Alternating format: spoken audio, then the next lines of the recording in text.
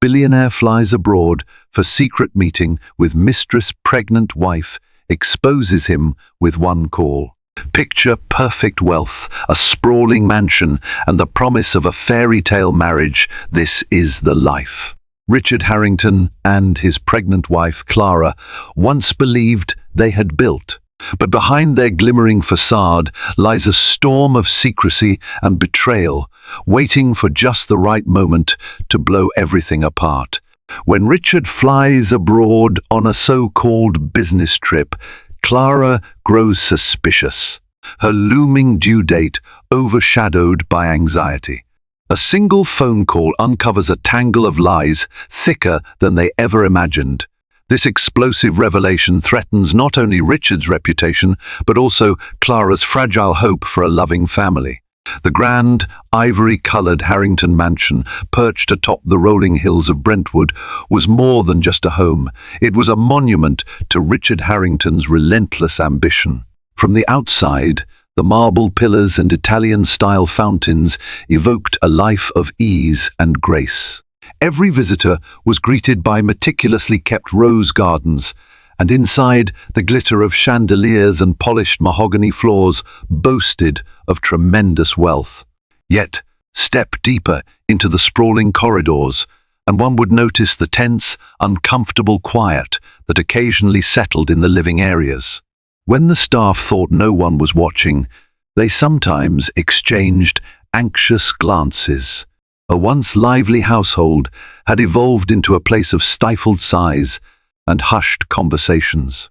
Although Clara Harrington tried her best to maintain a sunny demeanor, the strain was evident in her delicate features. She was nearing the final trimester of her pregnancy, her entire being brimming with anticipation for the arrival of their first child, a child she hoped would be the catalyst for a deeper, more genuine love in their marriage.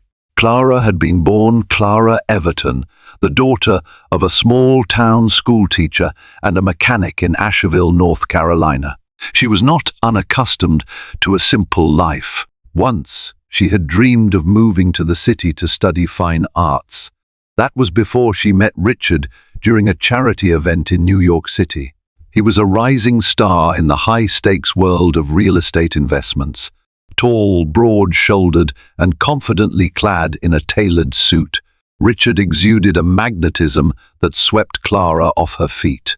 Their romance bloomed quickly, propelled by lavish vacations to places like Lake Como and Bora Bora, sparkly gifts and heartfelt letters that once made Clara feel like the luckiest woman on earth. It wasn't long before Richard, enthralled by Clara's kind heart and artistic perspective, proposed on the observation deck of the Empire State Building. The city lights served as their witness. Tears of joy streamed down Clara's face as she said yes. In that moment, she had felt life was offering her a fairy tale. Soon, they were married in a sumptuous ceremony in Napa Valley. The wedding photos featured rolling vineyards, white roses, and a euphoric Clara in a flowing lace gown. Family and friends toasted the newlyweds late into the night, and the glow on Richard's face seemed to reflect the depth of his devotion. Or so Clara believed. In truth, Richard's ambitious nature never waned.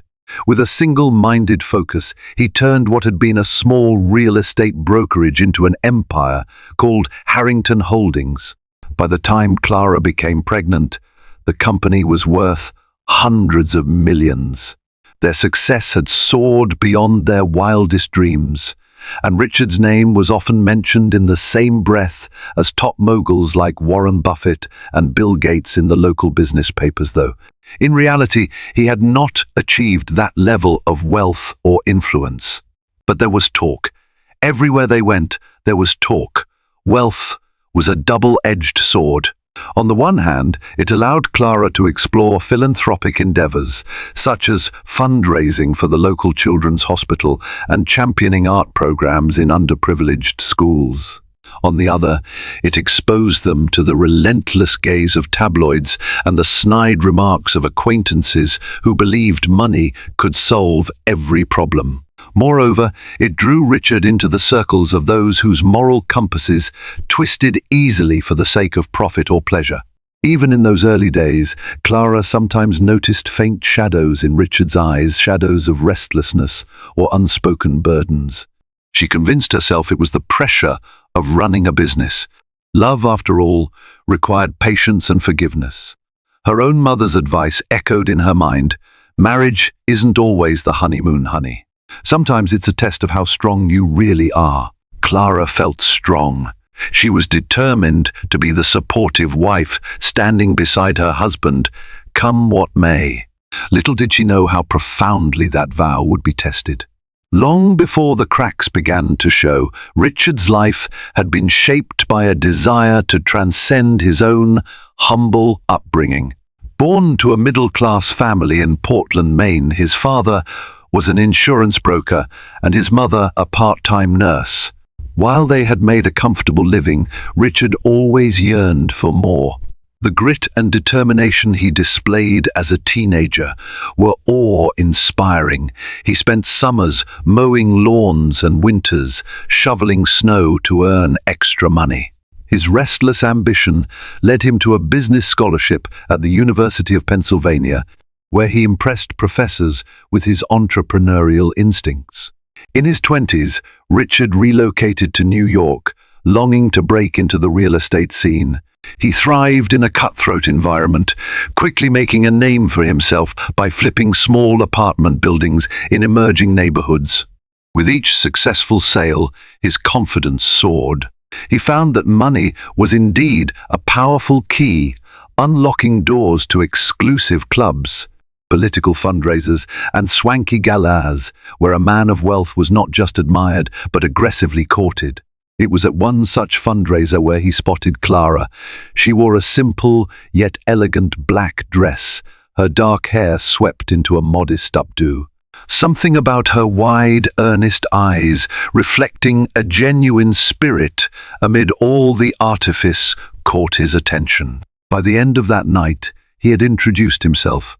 Though he was typically brash with women, there was a gentleness to his approach with Clara that surprised even him. The synergy they shared was magnetic. Clara's authenticity balanced the edges of Richard's ambition. It was as if she reminded him of where he came from, of the down-to-earth existence he had once known. Yet she also saw the spark in him, admired his drive to become someone greater than his origins might have suggested. After their wedding, the demands of Harrington Holdings increasingly consumed Richard's time. Marathon meetings, flights to various cities to secure major deals, and cocktail parties with potential investors formed the backbone of his schedule.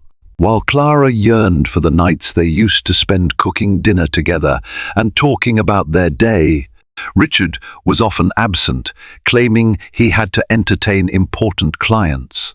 Each missed date night left her with the sting of disappointment, but she dismissed it as part of marrying a busy executive. Clara clung to small consolations, their romantic weekend getaways to cozy bed and breakfasts, the sweet notes Richard tucked into her coat pocket every so often, the way he talked about wanting a family, a legacy someday. But as Harrington Holdings grew, so did the swirl of gossip. The business world whispered rumors of Richard's more flexible ethical judgments. Some said he made under the table deals with unscrupulous realtors in Hong Kong and Eastern Europe. He was also rumored to mingle with high-profile socialites, known for their willingness to close deals in ways that extended beyond finance. Clara disliked hearing these insinuations, but she found no concrete evidence to confirm them. She still believed in her husband's essential decency, or wanted to. After all, she had built her entire life around this marriage. When Clara discovered she was pregnant, Richard responded with a rush of affection. He had tears in his eyes, hugging her tightly as if he had never wanted anything more. She believed him wholeheartedly. It seemed like the perfect moment, the grand next chapter. Perhaps with a baby on the way, Richard would slow down and cherish the intangible rewards of fatherhood. To her disappointment, it didn't happen. Instead, he dove even deeper into work. Meetings bled late into the night, travel schedules expanded, and a flurry of new opportunities beckoned him. Though it troubled her, Clara recognized that Richard had never done anything halfway in his life. When he set his mind on something, he gave it everything he had. Maybe once the baby is born, everything will change, she told herself, stroking her growing belly in the quiet evenings. Yet a creeping unease began to invade her thoughts. She caught him responding to texts at odd hours, locked away in his study for phone calls that ended abruptly whenever she walked by. If she asked him directly, he'd placate her with broad smiles and reassurance that it's just business. He offered excuses so smoothly that Clara questioned whether she was imagining problems that didn't exist. Clara's intuition, however, whispered otherwise. Motherhood had awakened an extra layer of discernment. Her protective instincts for her unborn child were heightening her ability to sense things that Richard's sweet words couldn't mask. Still, she remained quiet, uncertain whether she was overreacting. In her father's simpler days, people never traveled so frequently, nor did they manage global businesses from their smartphones. She reminded herself that the world had changed. Maybe she just needed to adapt. Yet the seeds of suspicion had been planted, and in the Harrington mansion so grand that it sometimes felt more like a museum than a home, those seeds would not wither. They would root themselves in each well-appointed room, each silent corridor, slowly preparing to bloom into a crisis that would shatter illusions and push both Richard and Clara to the brink. One crisp autumn morning, Clara found herself alone in the master bedroom, rummaging through the closet for a scarf. She and Richard were set to attend an upscale charity brunch for the Los Angeles Art Academy, an event she treasured because it combined her passion for art with her philanthropic pursuits. Outside, the leaves had begun to fall, adding a rare seasonal shimmer to California's typical sunshine. As she scrolled past an array of designer shawls, she noticed a black garment bag that wasn't hers. It was distinctly masculine, with the Harrington Holdings emblem embroidered on the front. It wasn't the bag that caught her attention per se, but rather its placement. Richard generally kept his suits in a separate walk-in closet. Curious, Clara unzipped it. Inside was a strikingly elegant tuxedo she had never seen Richard wear. A tiny detail that gave her pause. In the pocket was a receipt from a shop in Milan, dated a mere month ago, during a period he'd told her he'd been on a business trip to Berlin. Baffled, she carefully put everything back in place and closed the closet door, her heart pounding in her chest. Memories surfaced of Richard's stammering explanation for why he had been unreachable for nearly 24 hours on that trip. What if something really was off, she wondered. She quelled the surge of apprehension, rationalizing that perhaps his flight had been rerouted, or he had spontaneously decided to shop in Italy if he had a stopover. Nonetheless, the lie about being in Berlin rather than Milan triggered alarm bells. Why would he feel compelled to lie? Later that afternoon, during the drive to the charity brunch, Clara wrestled with the urge to bring up the tuxedo. Richard, absorbed in a phone call, barely acknowledged her presence. The hum of the Bentley's engine provided a low background noise as Clara tried to calm her anxious mind. One part of her was itching to yank the phone out of his hand and demand an explanation. Another part feared an overreaction, especially given her pregnancy. As she absent-mindedly ran a hand over her growing belly, she felt a nudge from within, as if the baby, too, sensed her distress. While mingling at the charity brunch, she tried to shake off her unease. The event was teeming with art enthusiasts and high-profile donors. Clara found herself discussing a new outreach program for underprivileged youth with a woman named Samantha Harrison, a well-known patron of the arts. Samantha's warmth usually gave Clara comfort, but on this day, her focus was scattered. She noted how Richard stayed glued to the side of a statuesque blonde named Alicia Delgado, rumored to be a wealthy heiress from Spain with ties to European aristocracy. Alicia's father allegedly owned a chain of boutique hotels across Europe, a prime potential business partner for Richard's expansions. However, something about their body language felt too familiar, too charged. Whenever Alicia laughed at Richard's jokes or lightly touched his arm, Clara felt a stab of unease. She rationalized, "It's just business," but the nagging voice in her head insisted otherwise. 3 days later, the uneasy feeling solidified. Clara had asked Richard to pick up her prenatal vitamins from the pharmacy on his way home from a meeting downtown. Hours passed, and he didn't come home. When she called, his phone rang endlessly. At nearly midnight, he stumbled through the door, apologizing about an impromptu dinner with investors. The faint whiff of unfamiliar perfume clung to his suit, a heady scent that Clara was certain didn't belong to her. When pressed, Richard shrugged it off as a new cologne sample they handed out at the restaurant. Something about this explanation felt contrived. That was the first time the word affair truly flashed across Clara's mind. Still, she had no hard proof, nothing but mounting circumstantial evidence. She quietly stewed, harboring doubts that gnawed at her sanity. Meanwhile, her pregnancy progressed, and each ultrasound appointment served as a stark reminder of the life forming inside her.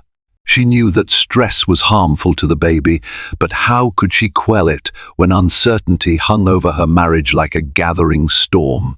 Despite these growing suspicions, Clara found herself lying awake at night, listening to Richard's soft breathing, tears rolling down her cheeks.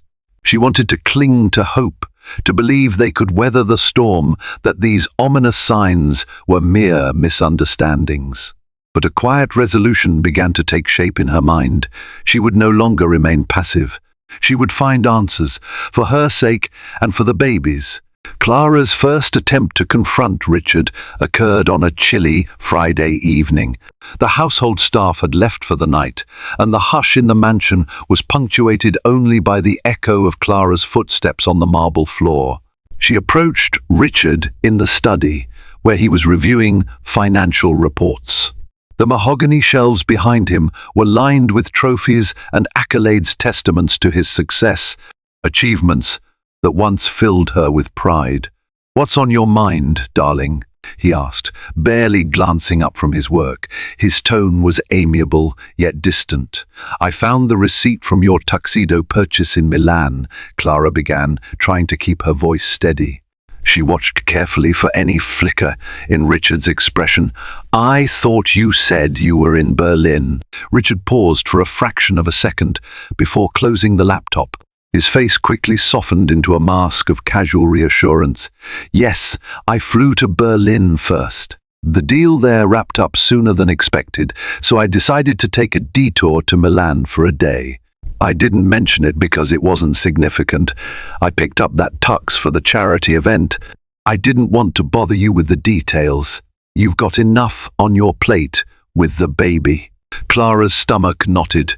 It was such an effortless, quick explanation, but she couldn't help feeling it was also practiced. "And why didn't you answer my calls that day?" she pressed. "I was worried about you." He exhaled slowly, as if dealing patiently with a child. "There was an issue with the network. My phone died, and I left my charger in the hotel. By the time I got it fixed, it was late, and Clara held up a hand to stop him. She felt a lump rising in her throat. "Richard, I know you're busy. I worry. You've been absent physically and emotionally. Something feels different." Something flickered in his eyes, annoyance or concern. She couldn't tell. He stood up and came around the desk to embrace her. "Sweetheart, you're pregnant," he murmured into her hair, "and you have every right to be emotional. But please, trust me. I'm doing everything I can to secure our future. I would never do anything to jeopardize that." His voice was warm, but Clara sensed the conversation was over before it really began. Days passed without any significant improvement. If anything, Richard seemed more guarded, more careful with his phone, more elusive about his schedule. He began stepping out of meetings at the mansion to take calls on the patio, away from Clara's earshot. On one occasion, she overheard part of a heated argument on the phone. That wasn't the arrangement Richard had snapped. We agreed on confidentiality. Confidentiality about what? Clara wondered, her heart racing. Desperate for insight, Clara turned to her best friend, Sarah Green, a woman she had known since her college days at a small liberal arts school in North Carolina. Sarah, who worked as an executive assistant at a tech startup, had always been level-headed and supportive.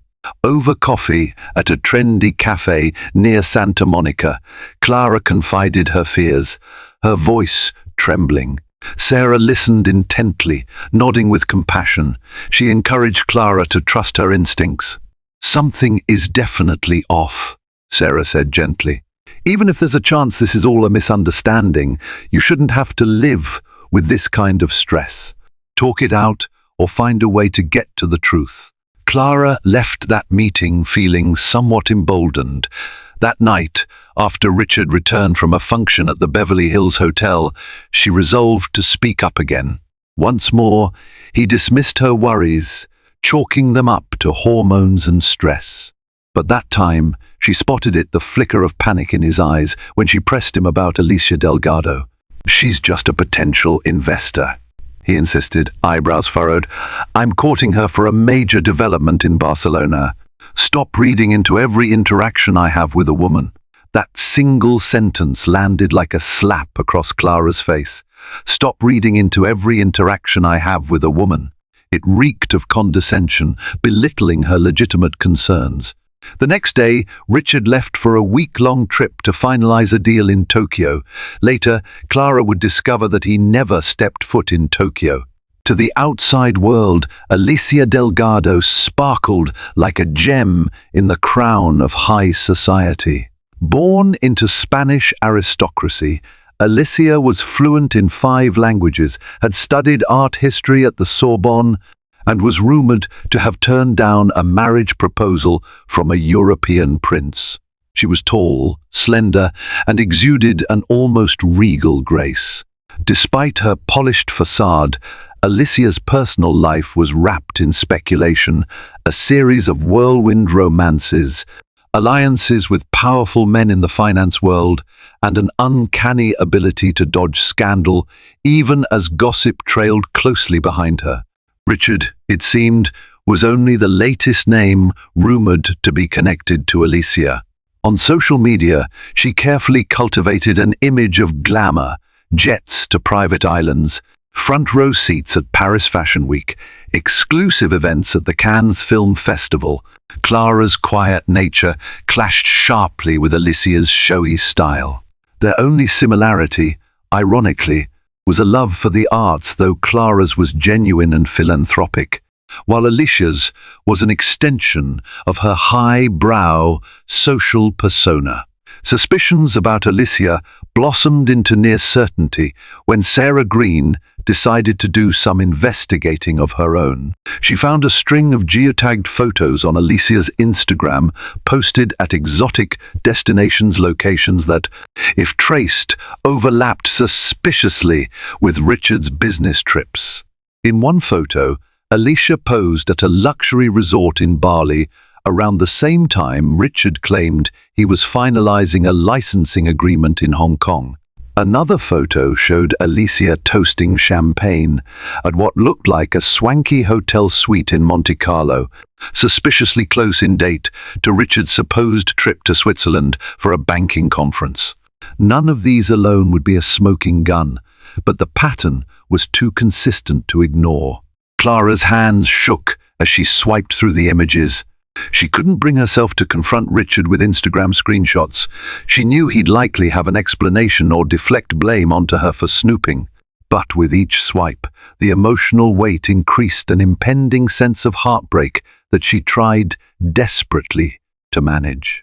Her baby's ultrasound photos were pinned on the fridge at home, a jarring contrast to the images of Alicia Delgado brandishing her curated, unbothered life of luxury. Sarah, seeing the toll this uncertainty was taking on Clara, pushed her to be more strategic. "If Richard is lying, you need undeniable proof," she warned. "Something you can confront him with, where he can't wriggle out."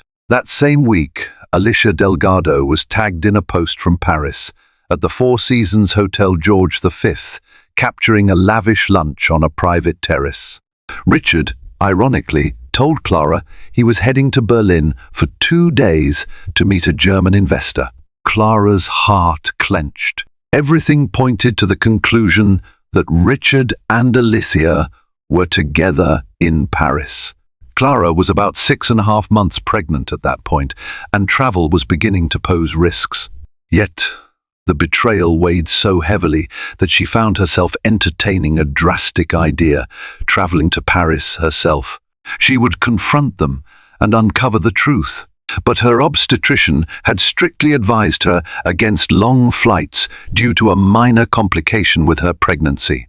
Torn between safeguarding her own health and that of her child, and the overwhelming need for answers, Clara opted for a safer approach. She reached out to an acquaintance named David Kim, a freelance investigative reporter she had once collaborated with on an art for charity project. If anyone could trace Richard's steps with discretion, it was David. She set up a meeting at a quiet tea house in Pasadena and laid out her concerns. David was sympathetic, albeit cautious. "I'll do what I can," he told her, taking notes in a weathered notebook. "But if what you suspect is true, you might not be prepared for the outcome." Clara steeled herself. She had come this far, and she felt she owed it to herself and her unborn child to face the truth. Within 48 hours, David confirmed that Richard had boarded a flight to Paris, not Berlin. Furthermore, he found a hotel reservation under Richard Miles, an alias. The booking included 2 guests. The enormity of the betrayal shook Clara to her core. She became physically ill, retching into the bathroom sink as the weight of her world collapsed. Through the tears, however, a fierce resolve flared within her. She might be heartbroken, but she would not be a powerless victim in her own life story. Clara felt utterly drained after countless sleepless nights, her mind tormented by mounting suspicions. Exhaustion clung to her both physically because of her pregnancy and emotionally, as her thoughts spiraled into dark places. Despite living in the opulence of the Harrington mansion, she felt imprisoned by its elegant walls, which now seemed to echo with deception. Every ornate piece of furniture and expensive decoration only magnified her sense of betrayal and isolation. Her mother, Marianne, had traveled from North Carolina to help prepare for the baby. Though Marianne tried to lighten the atmosphere by rearranging the nursery or sharing gentle motherly advice, she couldn't help noticing Clara's red-rimmed eyes, unsteady gait, and the hollow note in her laughter that betrayed deep sadness.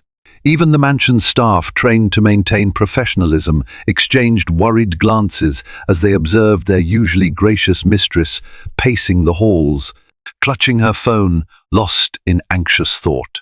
Meanwhile, Richard announced he would be extending his European trip indefinitely. Officially, he claimed he was meeting with German financiers, pursuing profitable partnerships for Harrington Holdings. Yet David Kim, the freelance journalist Clara had secretly hired, uncovered a different story entirely.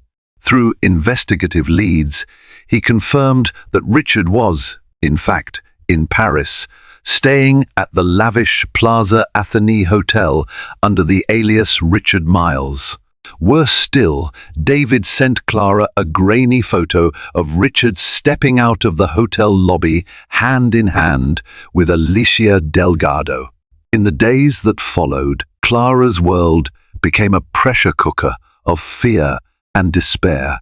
She made repeated calls to Richard, hoping against hope for a valid explanation. All she received were clipped text messages like "busy in a meeting," "will call later," or "let's talk tomorrow." Any attempt at a FaceTime call was ignored or abruptly cancelled. Each time Clara felt the baby move inside her, her heart sank deeper. This pregnancy, a source of joy, was now tainted by the gnawing realization that her husband's affection might be elsewhere.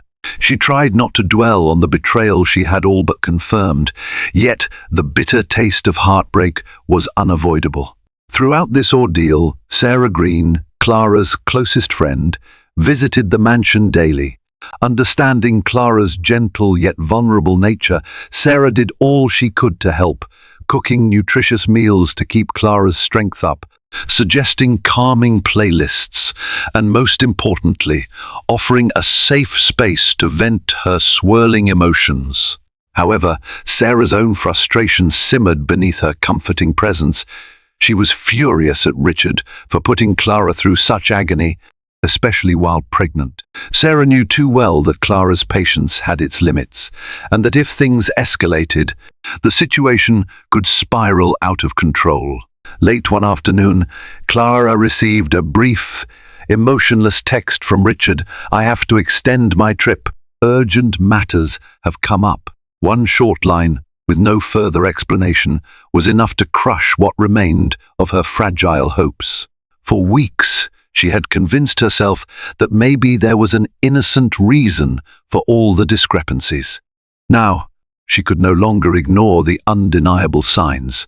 Clara walked into her bedroom, locked the door, and wept silently. She could almost hear the walls of the mansion closing in, trapping her in a gilded cage of heartbreak. That night, once Marianne and Sarah had gone to rest, Clara summoned the courage to call David Kim again. Her voice trembled, a mix of desperation and resolve. "David, the first need to talk to Richard while he's with Alicia. I want to hear them, maybe even see them if possible. Please, can you record everything?" David paused, clearly concerned. "Are you absolutely certain, Clara? Sometimes reality is even harsher than suspicion." Clara gripped her phone, her breath ragged. "I have no choice. I need to face this. I can't live in the dark any longer." David explained his plan. Already in Europe for another assignment, he could head to Paris on short notice. Through his sources, he discovered that Richard and Alicia had booked a table at Le Jules Verne, the upscale restaurant on the second level of the Eiffel Tower, for the following evening. Known for its sweeping views of the City of Light, it was a favorite spot for couples seeking a romantic night out. David promised to be there, armed with his camera, to gather indisputable evidence. "I'll text you when I spot them at their table, and you call Richard then. I'll film it all from a discreet distance." Clara exhaled, relief and dread intermingling. "Thank you. I don't know how else I could do this."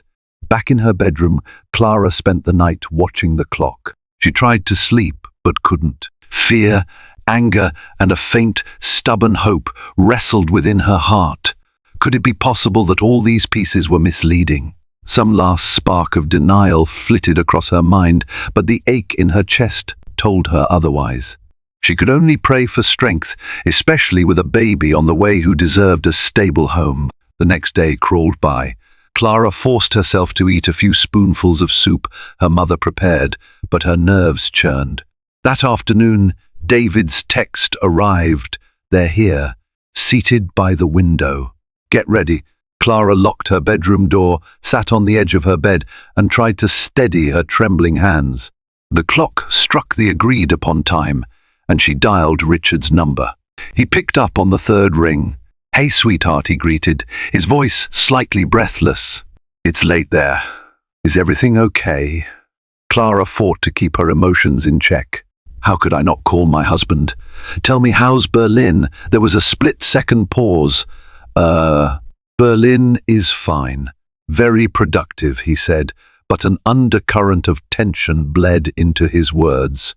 "Listen, I'm kinda tied up. Can we talk tomorrow?"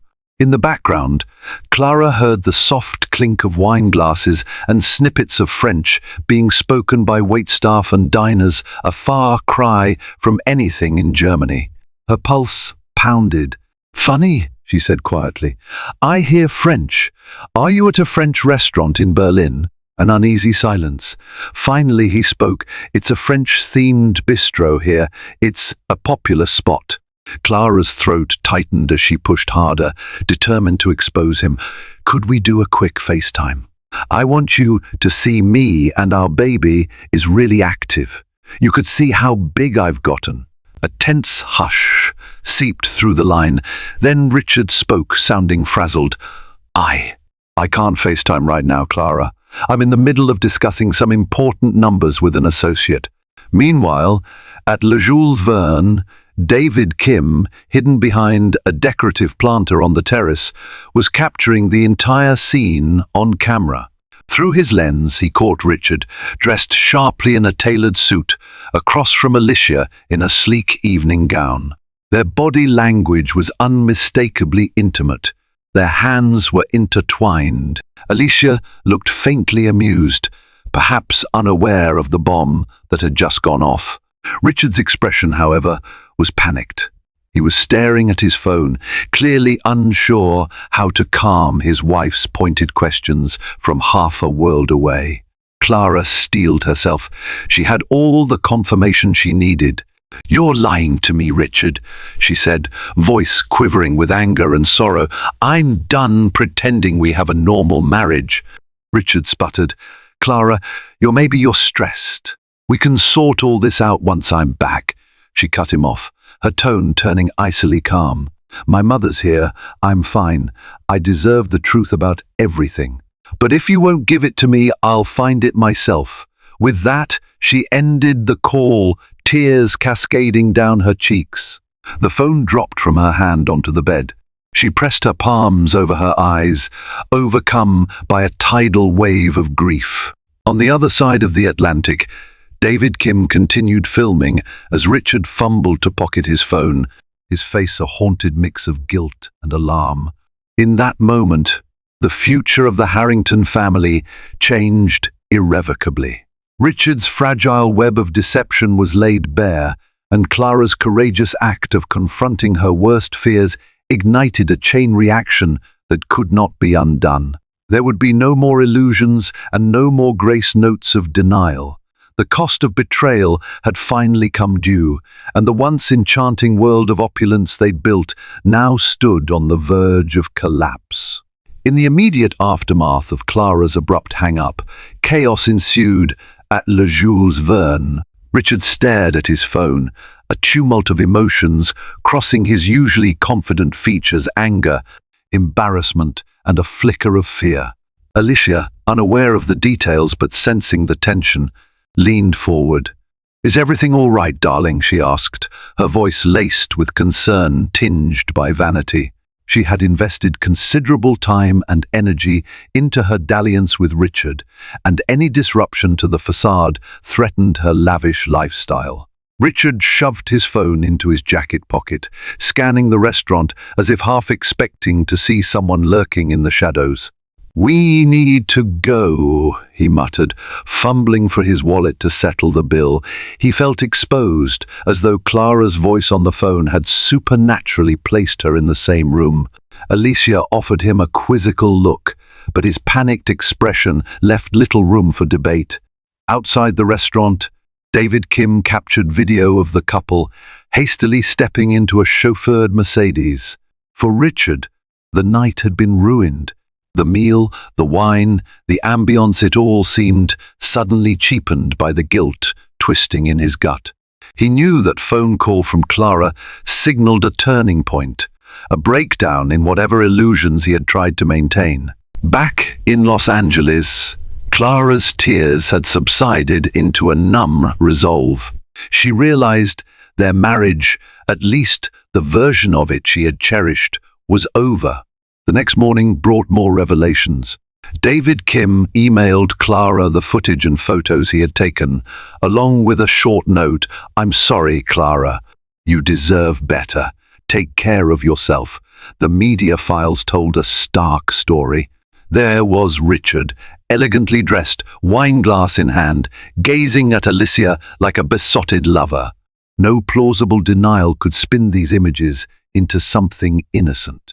Clara's stomach churned as she replayed the videos over and over, each viewing hammering the final nail in the coffin of her trust. She wanted to hate Richard, but heartbreak overshadowed everything.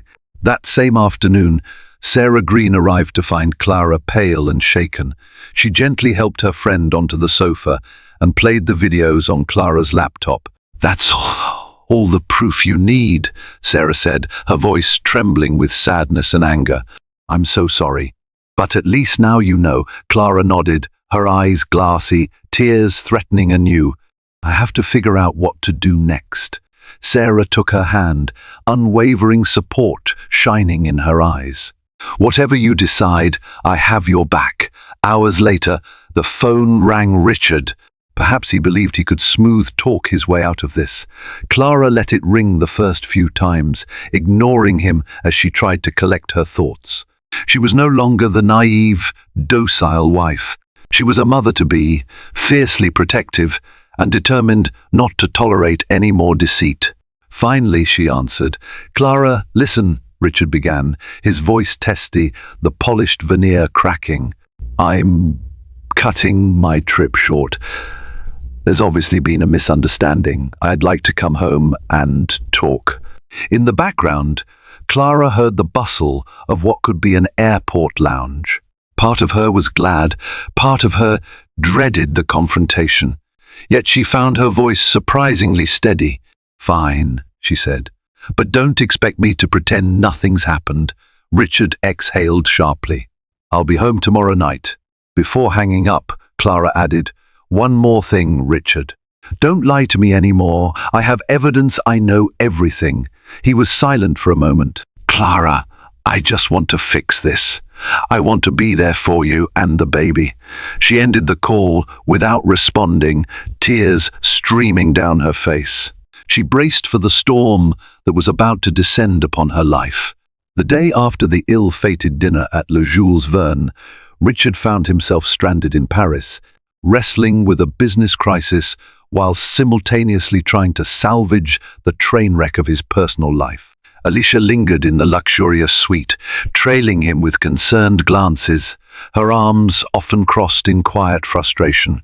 She wasn't used to playing second fiddle to anyone, let alone a pregnant wife thousands of miles away.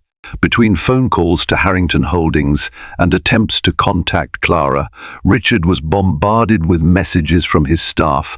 An investor had withdrawn from a lucrative project in Dubai, presumably spooked by rumors of instability in Richard's personal dealings. Gossip in high society circles spreads quickly. Although no official tabloids had run the story yet, the hush of speculation was enough to rattle business alliances. Richard could feel the foundation of his empire trembling with each new phone call. Alicia tried to console him with affectionate gestures, pouring expensive champagne, suggesting they relax at the hotel spa or take a day trip to Versailles. But Richard's mind was elsewhere, locked on the chain reaction that a scandal would trigger. If his high-profile investors got wind of an ugly marital situation, it could tarnish his carefully cultivated image. In truth, the business fallout worried him as much as losing Clara. Or is it more? He asked himself in a rare moment of introspection. He had once loved Clara deeply. Did he still? If so, how had he let it get to this point? A frustrated Alicia eventually confronted him. "What is your plan, Richard? Are you leaving me behind here in Paris?" Her eyes narrowed, voice low. "We had an agreement your wife wasn't supposed to find out." He dragged a hand through his hair, exasperation etched on his face. "I'm dealing with it," he snapped. "You don't get to question me about how I handle my marriage." Alicia bristled, turning away to stare at the cityscape outside the window. For a moment, it appeared she might pack her bags and return to Spain. But leaving now, with so much still uncertain, might jeopardize her own interests. Whether she truly cared for Richard or not was debatable. What she craved was stability, wealth, and the social standing that came with being linked to a powerful man. Still, the tension between them was palpable. Gone was the fantasy of a carefree Parisian romance. The suite felt claustrophobic, infused with the stench of anxiety. Richard's phone rang for the 10th time that morning, his legal advisor, no doubt. Alicia rolled her eyes, slipping into the bathroom to give him some semblance of privacy.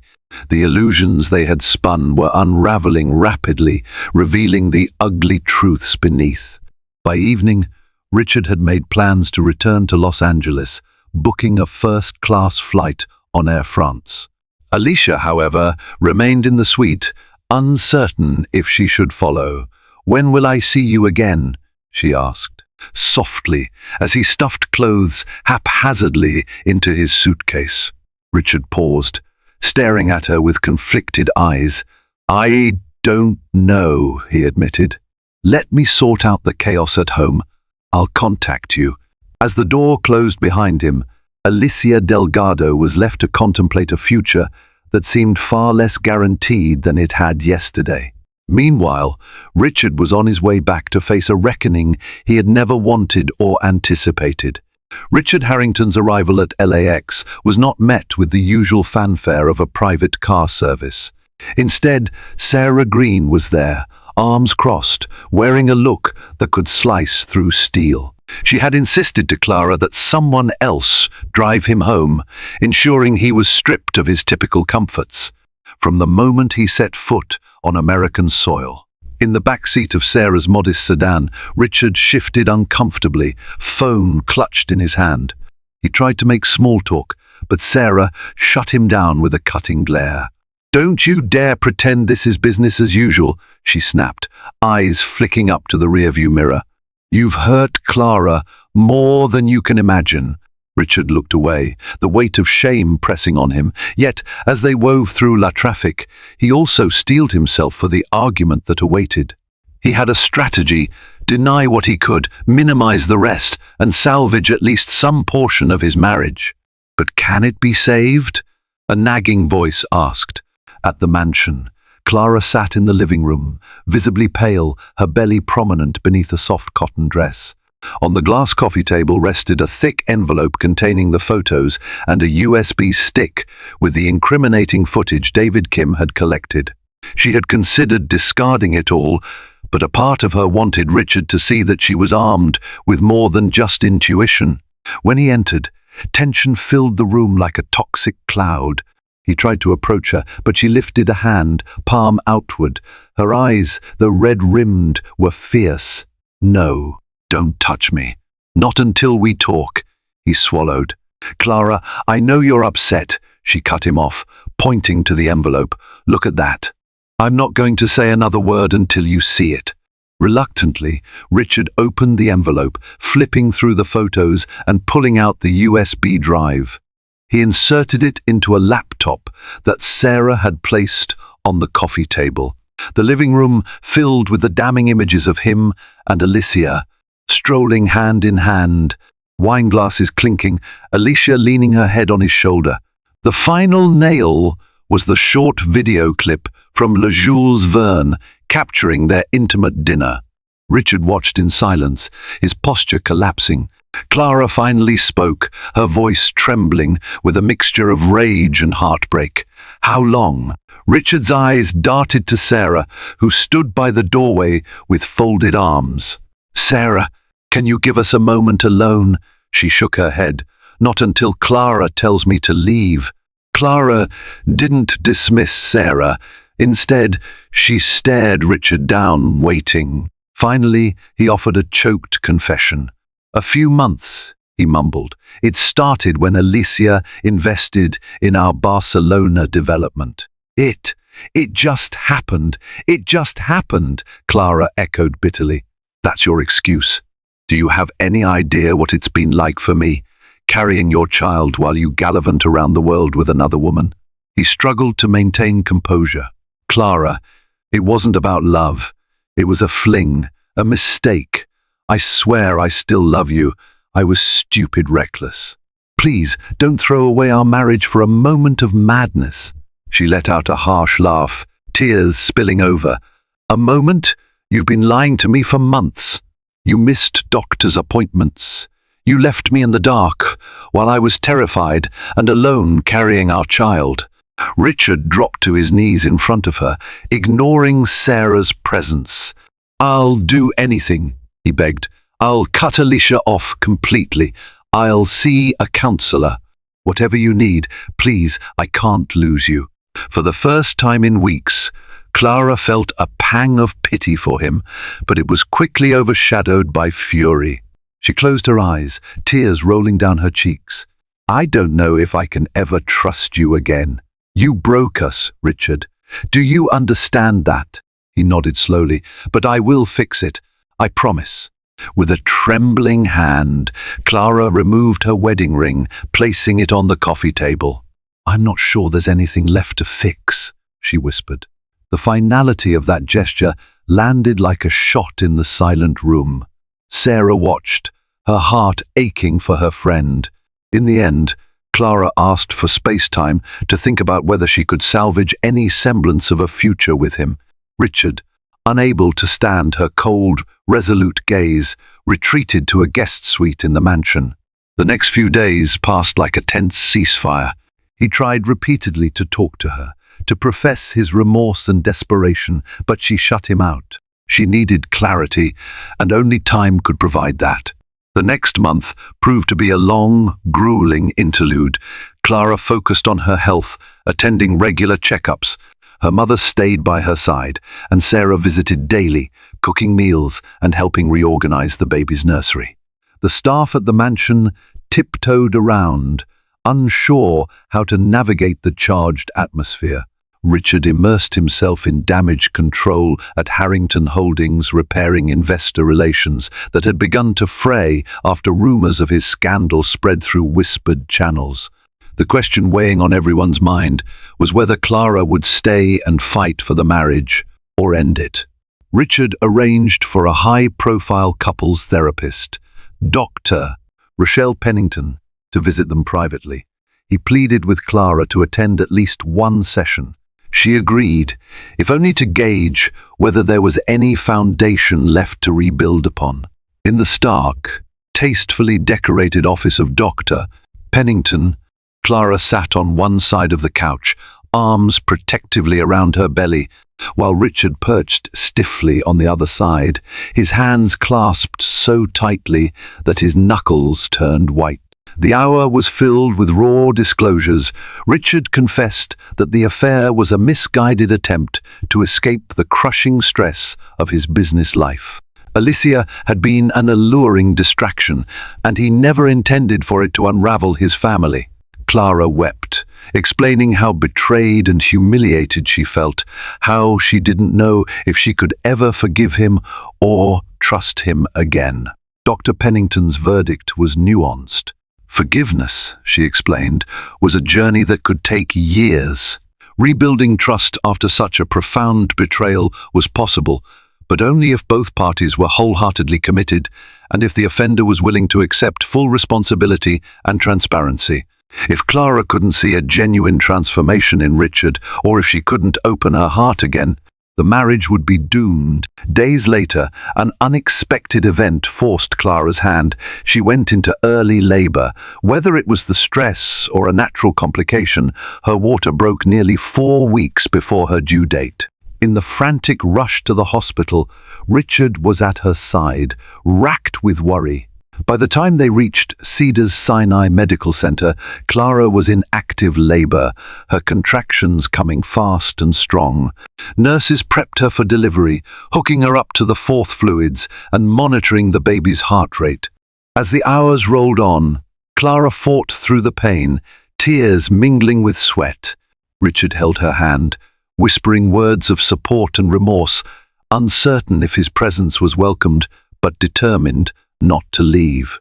In a dramatic, painful finale, Clara gave birth to a baby girl, a tiny yet determined child who cried the moment she entered the world.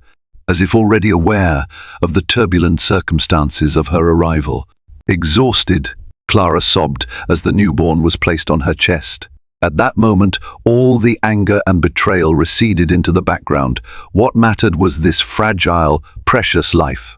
Richard, too, wept openly, gently placing a trembling hand on his daughter's head. For a while, in that hospital room, they were just two parents marveling at a newborn miracle, temporarily freed from the shadows that had haunted them. But as the days passed and they returned to the mansion, reality set in.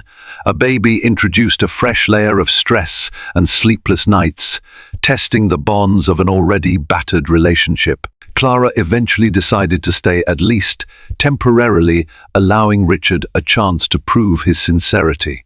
She insisted on a strict regimen of therapy sessions, total financial transparency, and zero contact with Alicia Delgado. Richard complied, ready to sacrifice any measure of pride or convenience to keep his family. His company took a hit as he redirected more time to home life, but ironically, this might have been the best thing for him. For the first time, he was forced to step back and re-evaluate the relentless chase for wealth and influence. In the months that followed, cracks remained. Clara would sometimes wake in the middle of the night, haunted by images of Richard and Alicia in Paris. But she also saw genuine efforts by her husband, late-night feedings so she could rest, heartfelt conversations where he laid his soul bare, a willingness to let Clara set boundaries on nearly every aspect of their interaction. It was not a swift or easy process, but slowly, the glimmer of mutual affection re-emerged. They were not fully healed, perhaps never would be in the same way, but they were forging a new path, built upon painful lessons learned. Whether that path would lead to a stronger marriage or eventually diverge into separate roads remained uncertain. But for now, they navigated each day as best they could, united by their daughter's needs and the faint hope that, amidst all the betrayal and pain, love could still find a way. What began as a fairy tale marriage in a world of wealth and endless possibility quickly turned into a cautionary tale of lies and betrayal. Yet, even in the darkest chapters of heartbreak, hope flickered like a fragile candle. Clara's determination to uncover the truth was met with anguish, but also offered her the strength to demand honesty and respect. For Richard, the harrowing journey of being exposed and nearly losing everything became a call to face his own failings and seek redemption if redemption was indeed possible. Will their relationship endure the cracks left by deception, or will Clara's heartbreak push her to carve a new life, free from the shadows of Richard's affair? Only time will tell. Thank you for following this dramatic saga. If this story captivated you, don't forget to like, share, and subscribe to our channel. Stay tuned for more real-life drama fiction that keeps you on the edge of your seat.